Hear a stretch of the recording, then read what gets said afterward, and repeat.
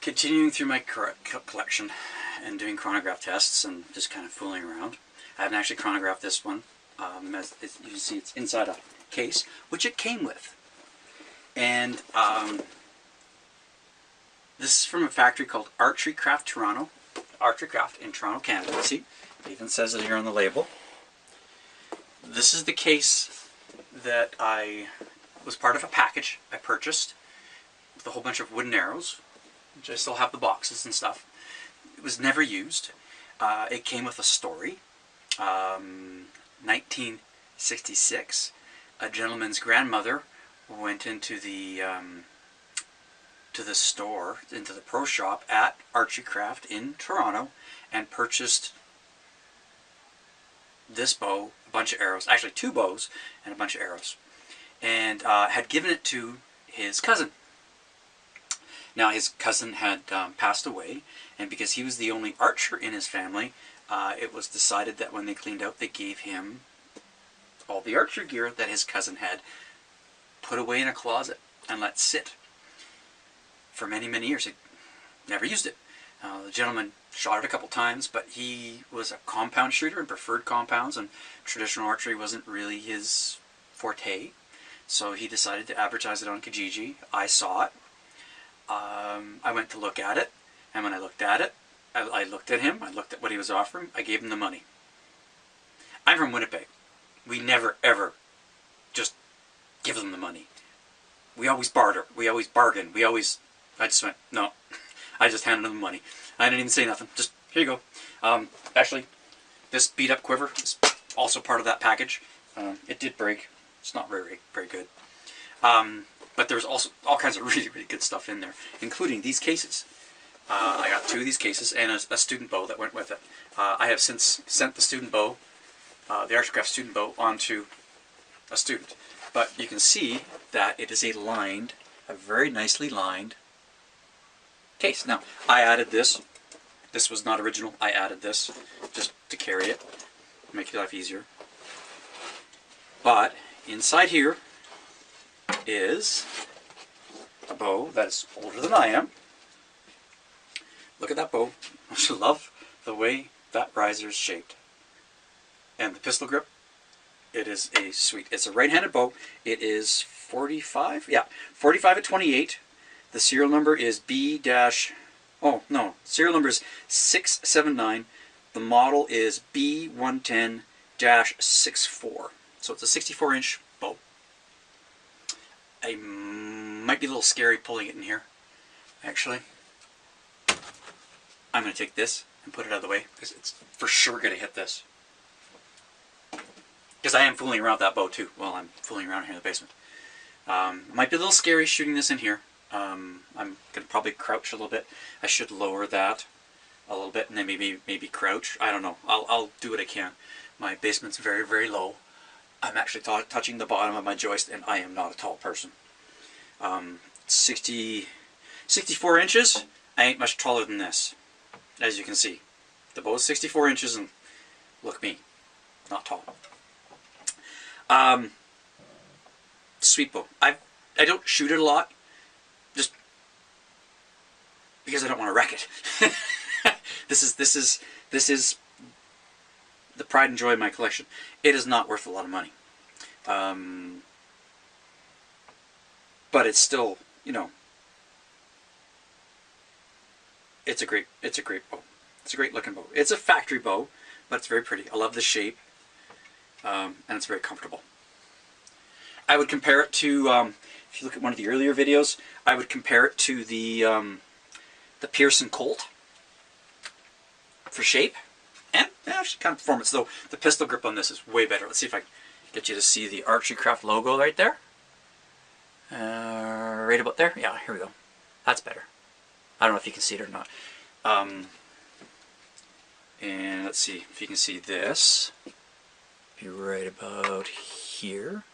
I think they're a related company to the Daco company as well. They might have been the same factory, because they both use this sticker. They both use this sticker. I'm a little restricted for space in here, so I'll make do with what I got.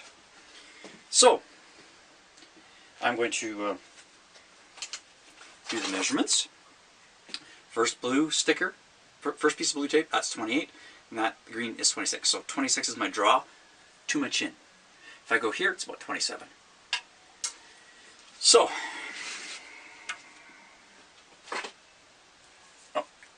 zeroed out.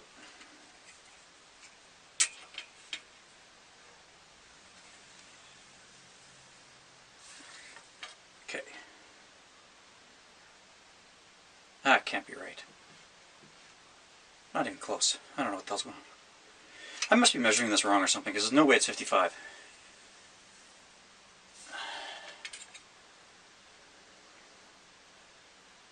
And 53. You know what? I'm going to measure it. Instead of measuring it here, I'm going to measure it to here. Because that's where my thumb is, and that should be the back. That should be the official back of the bow, not here. If you go by belly of the bow, pardon me, that's the back of the bow. Back, belly, back, belly. Alright, try it again here. Let's go to right there. 50.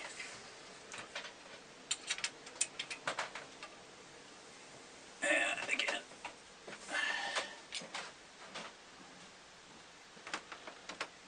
50. Okay, now I'm going to measure to the green tape, and I'm going to go to right here, because that's going to be roughly my draw. That's roughly the middle of the riser.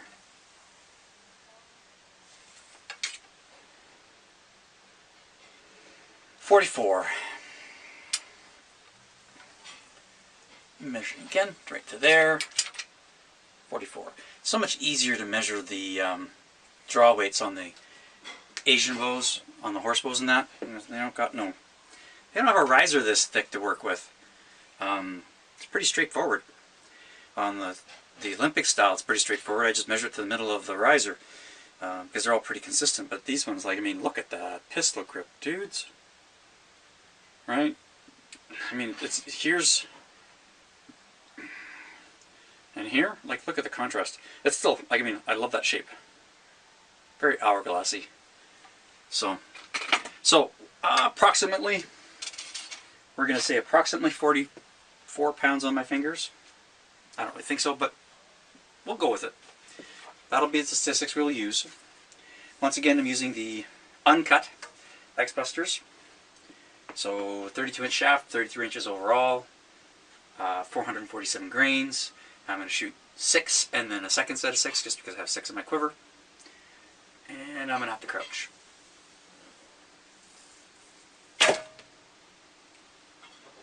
One, 5, 8. And yes, I'm nervous. I don't shoot this bow inside my basement. Just because I don't want to wreck it. And I will crouch again. 1, 6, 2.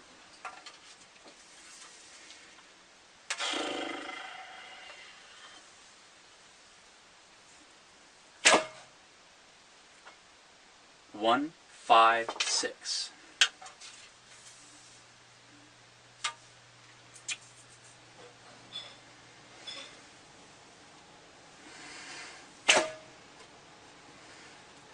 One, 6, 3.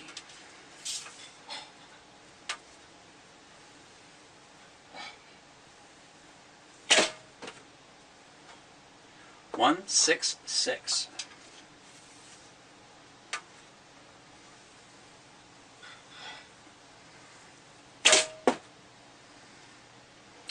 1, oh, that's all of them. 1, 5, 7. That's the 6. 1, 5, 7. I'm going to go gather my arrows for the second set of 6. The performance, of course, is going to vary because all this performance is dependent upon me. The only real consistent between all of the tests I do is the arrows and the chronograph that I'm using. What differences that makes? I don't know. It's me doing the testing, so results, of course, may vary. Okay, I don't know how much effect me, crouching is having on whatever I'm doing, and I'm only crouching because here. So I will resume my test. Let me line myself up properly, and I will crouch, and then I will release, draw and release, and then go from there and see what the results are. Second set of 6. Uncut X-Busters, 447 grains. Archery Craft Canada, model 110.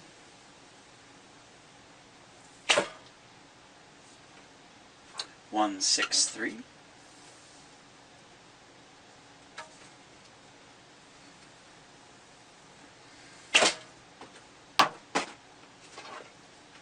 .163.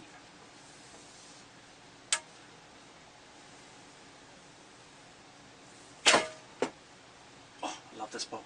.162. It is very comfortable in the hand, and I thoroughly enjoy every time I do get to shoot. I do choose to shoot it. I don't shoot it very often. Just I don't want to wreck it. It's one of those things that I pull out and then I shoot for a while, a couple of hours. I got some dog hair on my face, and I thoroughly enjoy it when I do. Whoa. 163.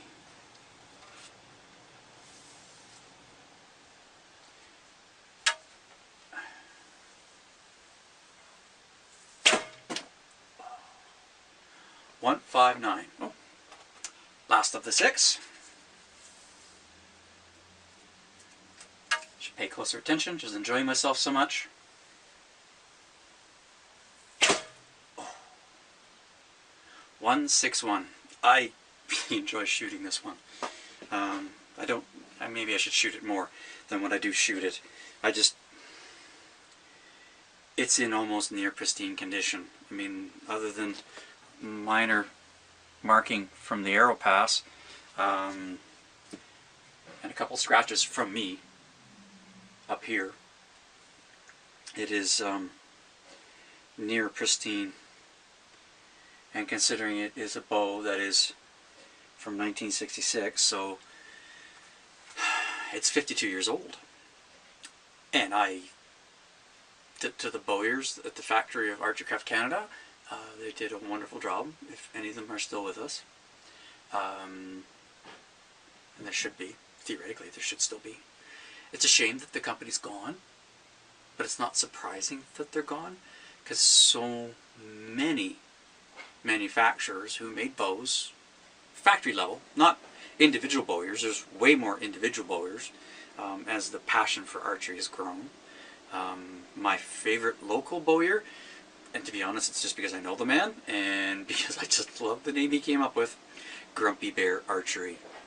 How can you not like Grumpy Bear? Because any bear that gets hit by one of either the arrows he makes, from the bows he makes, that's going to be a grumpy bear. I know, stupid joke. Very stupid joke. It's fun. This bow is just pure, simple fun. It's a classic design and appearance. They don't make them like this anymore from an appearance standpoint. I kind of wish they did, because could you imagine some modern materials shaped like this, right? Could you imagine if we had bamboo instead of the maple limbs? We had some laminated bamboo on a piece attached to a riser like this, shaped like this, with a pistol. Look at that grip. It's just, I love that grip, right? I just love the shape of that grip. You know, like that's a piece of 2x4 for crying out loud. No, a little bit smaller, 2x3 maybe, but it's a big piece of wood, and it's just cool. It's actually not even very heavy. It's actually quite light. It's got a good weight, a good feel. It fits in the hand. It just, yeah. This is one of 3 of my bows, 4 of my bows, maybe 3 for sure. 3. The Huang, my Checkmate Raven, and this particular bow have to be the pride of my collection. And my collection's, if you include the student bows, it's like 43 bows. But actual, my bows, about 30. And of my collection, these 3 are the pride and joy of my collection. There's a 4th one which I will never, ever, ever, ever shoot. I will never string it. It is a Ben Pearson Cock Robin in original box, beat, like the box is beat. but it's in the original box with 2 of its arrows. This is a children's bow. It is a children's longbow, as it were, from the 1950s. I don't remember. I don't know what year, but it is actually just up above my head here on display, and I just love to look at it. I will never string it. I will never, ever, ever string it because I am too afraid of breaking it. Just because if I break it, it's done. I actually did that with a bow. There was one bow. It was a self bow, a longbow self bow, made in Canada, out in near Calgary, Banff or something like that. It was actually probably a tourist item to be sold in Banff back in the 1950s, and I had the bright idea of stringing it, and like I was gonna let loose 3 arrows, 3, just 3. So I let the first 2 go, and I got a little bit too enthusiastic in pulling on the 3rd one, and it shattered in my face, like just boom, exploded. Yeah, so all on me, like just my complete and utter stupidity. I'm not afraid of stringing this one. I'm not afraid of shooting this one. I just want to keep it in as pristine of condition as possible, so therefore I only shoot it every once in a while. And whenever I do, it is just a delight to shoot. It feels good. It shoots good. I mean, that's only 3.5 meters away, and this is my grouping, and I'm not even aiming. I'm not even trying. I'm just trying not to hit the chronograph and just get it into the butt and not have problems with this. You know, that's why I'm doing the whole crouching thing. Any of the times that I've actually taken it and I've actually shot, mostly at 18 meters, because I have never taken this to shoot beyond. I've never shot this outdoors, now that I think about it. One of these days I should take this with me and go shoot a 3D round with it. Next summer I'm definitely going to do that, and maybe I'll even film it. Maybe. We'll see. It's always harder to film when you're doing 3D, especially when you're by yourself. It takes way longer. But yeah, that is one of the prides and joy of my collection. Plain and simple. I know I've said that at least 4 times now. But it is. Even from a factory, the craftsmanship was wonderful. Keep having fun shooting, guys.